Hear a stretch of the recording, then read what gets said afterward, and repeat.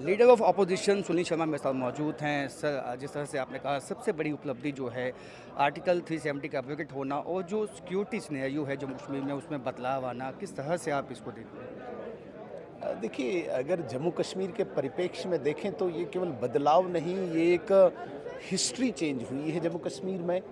आज़ादी में जिस टेम्परेरी प्रोविज़न को कश्मीर बेस्ड दो परिवारों ने अपना सत्ता का टूल बनाकर कश्मीर को रक्तरंजित किया और खुद सत्ता पे बैठे थे, ऐसा लग रहा था कि जम्मू कश्मीर में कोई लोकतंत्र, जम्मू कश्मीर में संविधान कहीं पे बचा नहीं है।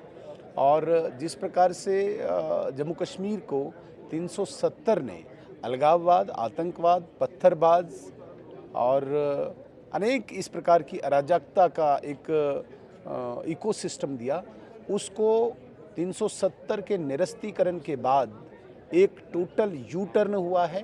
आज वो सारी ताकतें, वो सारी शक्तियाँ जिन्होंने 370 को एक टूल के रूप में इस्तेमाल करके अपनी सत्ता का साधन बनाया था, वो सारे धराशायी हुए हैं।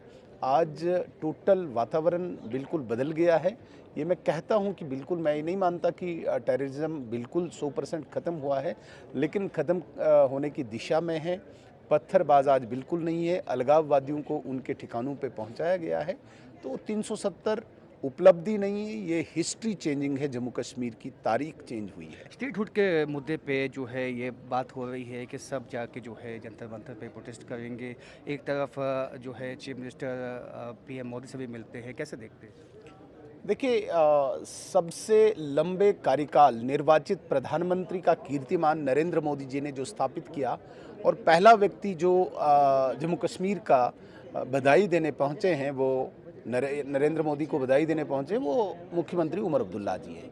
हमने बधाई तो पब्लिक कार्यक्रम में दी और पार्टी के कार्यालय में दी, लेकिन व्यक्तिगत रूप से जम्मू कश्मीर के मुख्यमंत्री नरेंद्र मोदी जी को सबसे लंबे निर्वाचित प्रधानमंत्री के रूप में कीर्तिमान स्थापित करने के बाद दिया है। ये मुझे लगता है कि ये जो सबसे लंबा कार्यकाल नरेंद्र मोदी जी का रहा है, वो पॉलिसीज़ के आधार पे रहा है। उस पॉलिसी में जम्मू कश्मीर की पॉलिसीज़ भी आती है, जिसमें 370 को निरस्त किया, 35 ए को निरस्त किया, पाकिस्तान के नैरेटिव को ध्वस्त किया। उन पॉलिसीज़ के आधार पे जब नरेंद्र मोदी जी ने 12 साल पूरे किए और उमर अब्दुल्ला साहब उनको मुबारकबाद देने पहुँचे हैं, तो मुझे इस बात की बहुत बेहद खुशी है कि आज कहीं न कहीं हमारे जम्मू कश्मीर के मुख्यमंत्री ने इस बात को एक्सेप्ट किया है कि नरेंद्र मोदी जी की पॉलिसीज़ जो हैं वो कश्मीर के हित के लिए हैं, भारत के हित के लिए हैं, इसलिए वो बधाई देने पहुँचे। सवाल आपसे होगा कि आपको लगता है कि जो पीएम मोदी की जन कल्याण जो नीतियां हैं वो अपना के कहीं ना कहीं उमर अब्दुल्ला को भी यहाँ फ़ायदा मिला, यहाँ अब वो भी लागू की गई?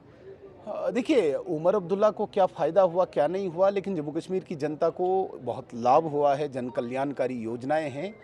उमर अब्दुल्ला साहब अब एक दोहरे चरित्र का शिकार हो चुके हैं, क्योंकि दो नाव पे वो पाँव रखे हुए हैं। आज तो मैं बड़ा ताज्जुब हो गया जब फारूक अब्दुल्ला साहब ने ये कहा कि अब हमें ज़रूरत ही नहीं किसी को दावत देने की। कल मुख्यमंत्री साहब प्रधानमंत्री जी से मिलते हैं और कल तक दाची गांव का वो जो एजेंडा था उनका सब पार्टीज़ को लेके धरना देने का, आज एकदम उनके वालिद साहब उससे मुकर गए। अब कहते हैं कि हम किसी को दावत नहीं देंगे। कहने का मतलब है कि ये दोहरा चरित्र जो इनका है, इस परिवार का है, इसने जो जम्मू कश्मीर के लोगों को गुमराह किया है, आज कहीं न कहीं वो सारी चीज़ें बेनकाब हो रही है, ये परिवार बेनकाब हुआ रहा है और ये काफ़ी डिक्लाइन हो रही है ये पार्टी। बहुत बहुत शुक्रिया। तो सुनील शर्मा जिनका ये साफ कहना है कि जो जन कल्याण नीतियां हैं पीएम मोदी की, उसके चलते जो है जम्मू कश्मीर में बदलाव आया है। यहाँ पे 370 जो यहाँ पे एब्रोगेट हुआ, 35 से एब्रोगेट हुआ, उसके बाद एक विकास की नई गाथा लिखी गई। और वहीं निशाना साधते हुए उमर अब्दुल्ला एवं फारूक अब्दुल्ला पे ये बोला है कि उन्होंने ड्यूल स्टैंडर्ड अपनाया है। पहले वो बोलते हैं कि प्रोटेस्ट करेंगे, लेकिन एक तरफ जो है डॉक्टर फारूक अब्दुल्ला ये बोलते हैं हमने किसी को दावत नहीं दी है। तो कहीं ना कहीं दिखाता है दोहरा चरित्र। कैमरामैन साहिब भट्ट के साथ राजेंद्र वैद, न्यूज़ 8 जम्मू।